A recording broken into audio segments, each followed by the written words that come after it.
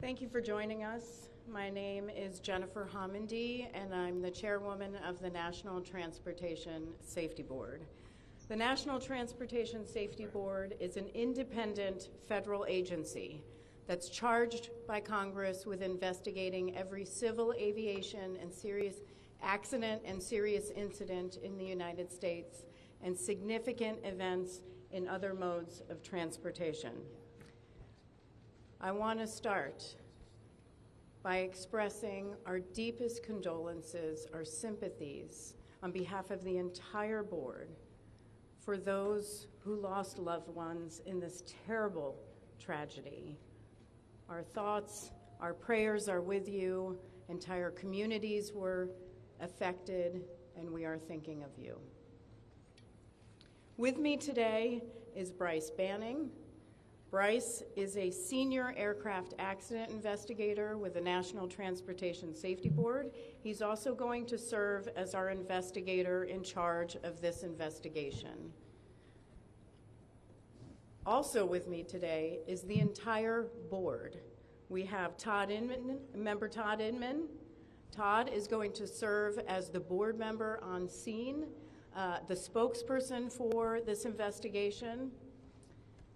All of the board members will be here. We have Vice Chairman Alvin Brown, member Mike Graham, who lived in Wichita for 20 years, and we also have member Tom Chapman. The NTSB's headquarters is just a mile from here. And so we are all here because this is an all-hands on-deck event.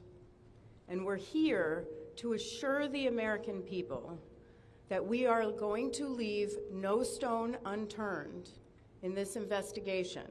We are going to conduct a thorough investigation of this entire tragedy, looking at the facts. Now, with that, I want to level set. When we go to the scene, and we were here last night, we allow the responders to do their important safety mission, which in this case was search and rescue and recovery. We stand back to allow them to do their important safety mission. And so this, for us, is our first full day on scene with our entire crew coming together. We have about nearly 50 people on scene, and in addition to our resources back at headquarters in our labs and throughout the agency. So with that said, we are not going to get into specific facts in this press conference. I want to level set here. We're going to get into our investigative process. As we are able to confirm factual information, we will provide that. I do want to say this is a whole of government effort. I was able to brief, along with others, the President of the United States and the Vice President this afternoon. I want to thank them for their leadership, for their tremendous support of the NTSB, for our investigators, and for the responders that are on scene doing an important mission. I also want to thank Secretary Sean Duffy, who I was communicating with early on after we first got word of this tragedy. We've been working together throughout the day, along with his team at the DOT and within FAA. I also want to thank Secretary Pete Hegseth, who was also integral in working with us today. Chris Rochelot, the acting administrator of the Federal Aviation Administration. We've heard from many members of Congress on both sides of the aisle, and so I will say this is a tremendous, one more time, whole of government effort.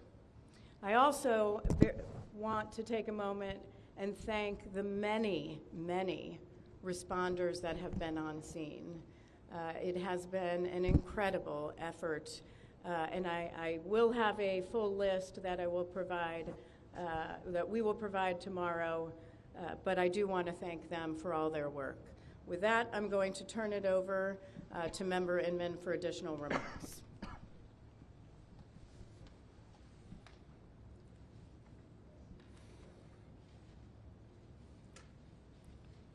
So today is our first full day on scene. Our investigative team will be on scene as long as it takes in order to obtain all of the perishable evidence and all of the fact-finding that is needed to bring us to a conclusion of probable cause.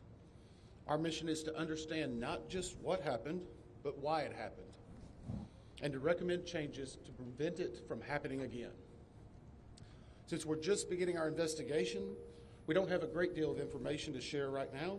We will keep you informed by giving regular updates as we learn more. Our intention is to have a preliminary report within 30 days, and the final report will be issued once we've completed all of our fact-finding and investigation. Now, we will not be determining the probable cause of the accident while we are here on scene, nor will we speculate about what may have caused this accident. Today, we will be going and having an organizational meeting and establishing our parties to our investigation. We currently have the following parties that are already identified: PSA Airlines, GE Aerospace, Sikorsky, FAA, NACTA, which represents the air traffic controllers, ALPA, which represents the pilots, Army, AFA, which represents the flight attendants.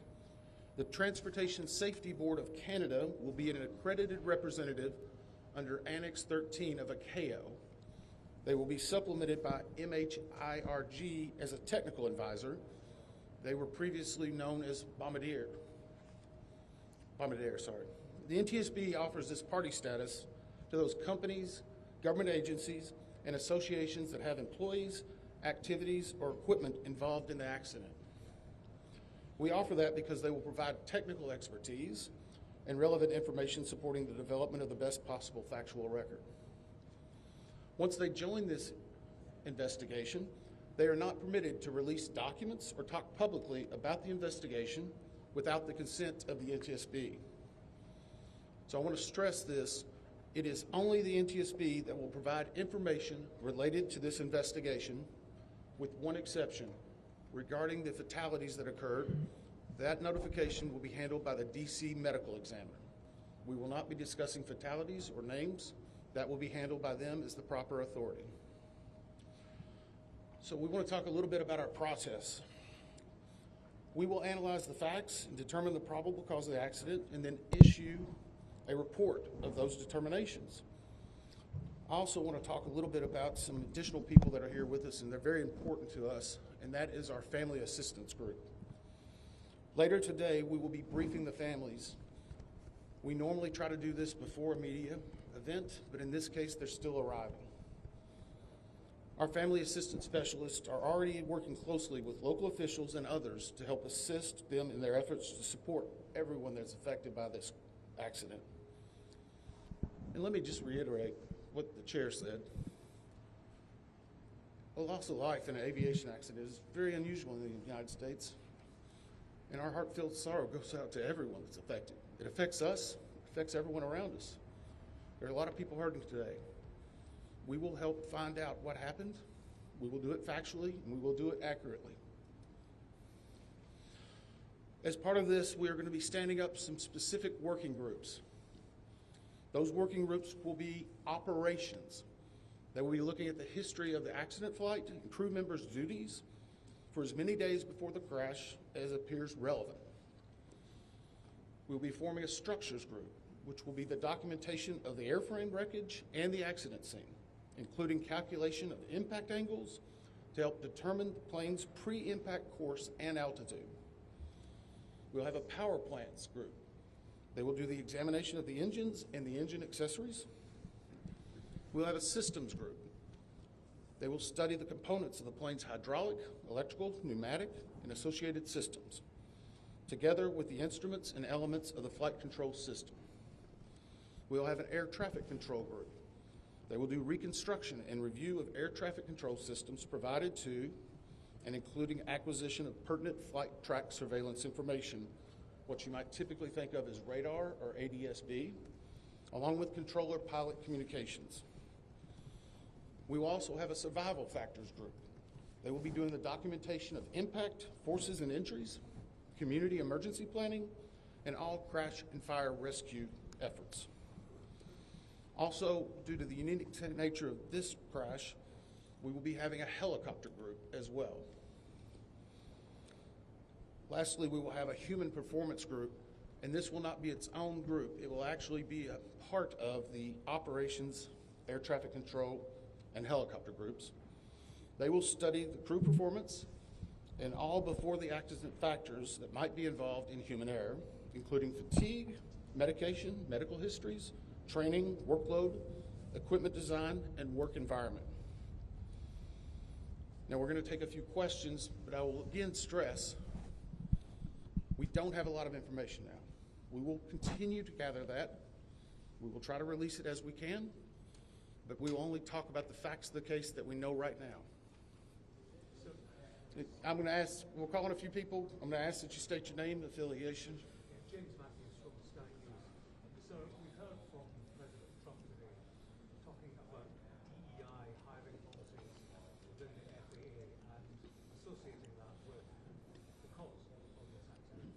What do you say to that? Well, unfortunately, I didn't hear the remarks. I was briefing House and Senate members, but I believe, Chair, would you like to take that? As part of any investigation, we look at the human, the machine, and the environment. So we will look at all the humans that were involved in this accident. Again, we will look at the aircraft, we will look at the helicopter, we will look at the environment in which they were operating in. That is standard in any part of our investigation. I'll turn it back. Chair, can I ask you, has the flight data recorder been recovered yet? And what is the difficulty in a water disaster like this, which presents a very difficult environment for your investigators and the people out of the water? Well, the question was on the flight data recorders. And we have not recovered the flight data recorders yet. We know they're there. They are underwater. This is not unusual for the NTSB.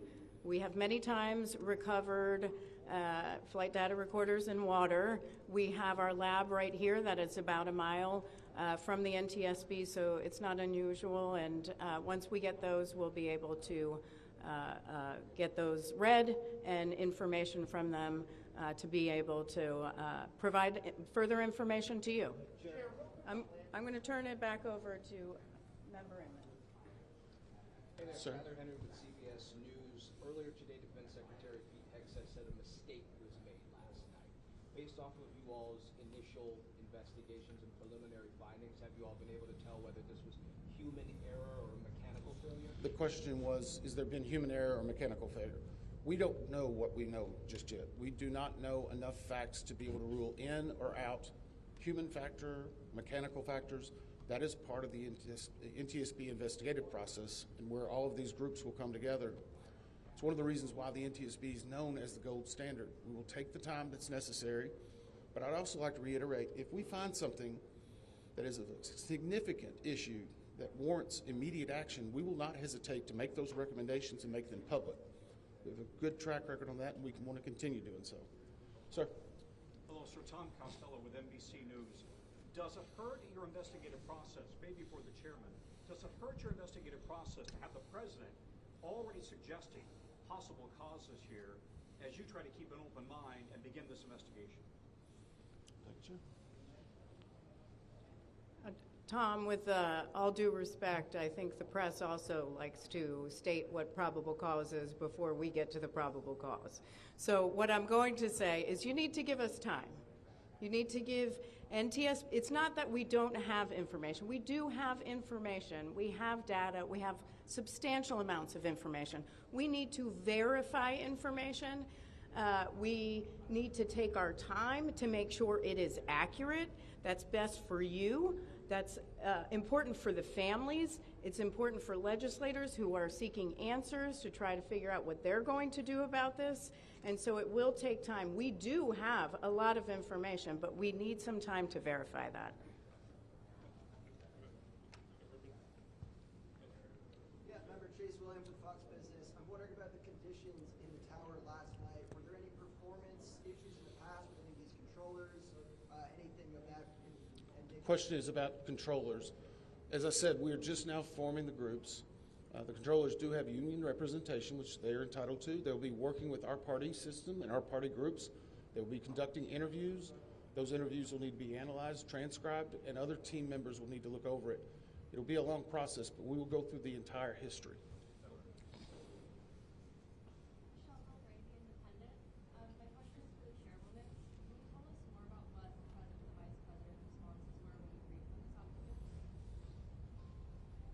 Sure. So the question was about my briefing for the president and the vice president. As is standard, we offer briefings on our process and what we know, and this was a briefing with the president and vice president and with Secretary Duffy and Secretary Hegseth and also the acting administrator of the FAA. There was discussion on what we know so far and our process, and that was about it. Madam Chairwoman, Stephanie Ross with ABC News. Similar to Tom Costello's question, the President has stated what may have caused the crash, stating common sense. Does that affect your progress at all at this early stage? Yeah, so the NTSB, we conduct an important safety mission where we take a very careful approach. I'm sorry, the question was on speculating during investigations, which is we often hear about. What I will say is we look at facts on our investigation, and that will take some time. And at some point, we'll be able to provide that factual information, as Member Inman said, and provide that hopefully tomorrow. Hang on a second. Dave Shepardson from Reuters. Have you been able to retrieve the black boxes from the helicopter? Has the military decided whether they're going to read those to the NTSB?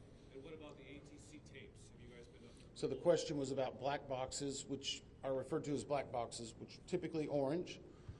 We have not recovered any of the boxes involved yet. We feel comfortable and confident that we will be able to. Right now, recovery of life is probably the most important in those that were involved. I mean, there are still ongoing recovery efforts involving the fatalities involved, along with some debris is coming out as well. We will make sure that that perishable evidence is maintained. Mm-hmm. We have a great process for that. We will probably have more than one black box, so to speak. It's our understanding that the Sikorsky helicopter is equipped with some form of recording devices, and those will be read either by the DoD or by us. We have a good starting relationship with them, and we've already made agreements in order to be able to do that. So I feel comfortable in what we're going to be doing. The other question was about air traffic control. We received a very large package of information from the FAA at about 3 a.m., I believe, this morning. That is still being reviewed and analyzed. I would say there's a lot more information that usually comes in that than what you may find online and people might speculate about.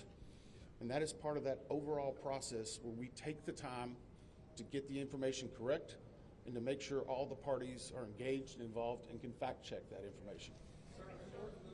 One. Gabe Cohen from CNN. Can you tell me if the NTSB has reviewed this FAA internal report that has been cited by the New York Times indicating that the controller that was on duty at the time of the crash was doing a job that's usually done by two people? We have not reviewed any specific reports about the controllers at this time, at least from the leadership team. Our investigators are continuing to pull all that information. Their personnel records, their files, where they were at, whether they were fatigued, all that information will be part of that investigative process. But right now we can't speculate on anything that may have been reported in the media until we get the opportunity to validate and understand how it impacts the investigation. We're going to take just a few more questions. Sir?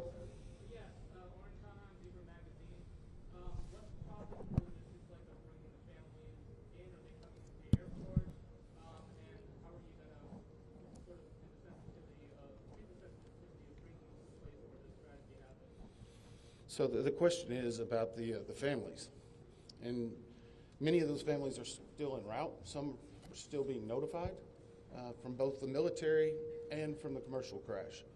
There is a family assistance facility that's being stood up by American and PSA Airlines in Bethesda, Maryland. They've already been working on that, standing it up. Our team from our disaster assistance team has also been coordinating with them. We plan on briefing them. It is customary that at some point, if the families wish to go to part of the accident site, that we would arrange such a thing, but it will only be when we know that it's safe, we have the correct perishable evidence, and we can do it in the proper modesty that should be for those family members. It will be a little bit of a process, but it will take some time. Sir, to follow up on the air traffic control. No. Sir, are you? I know that Marielle Carville with DC News now. We've heard from some witnesses that they saw people able to come down the slides of the plane. Has there been any indication that people made it off the plane if they are? Well, again, we will not speak to the fatalities. The D.C. medical examiner will, but I think the D.C. fire chief this morning very succinctly said correctly that we believe there are no survivors. Was there off the plane? Like, did they even get out of the plane? Last question. So, hang on one second.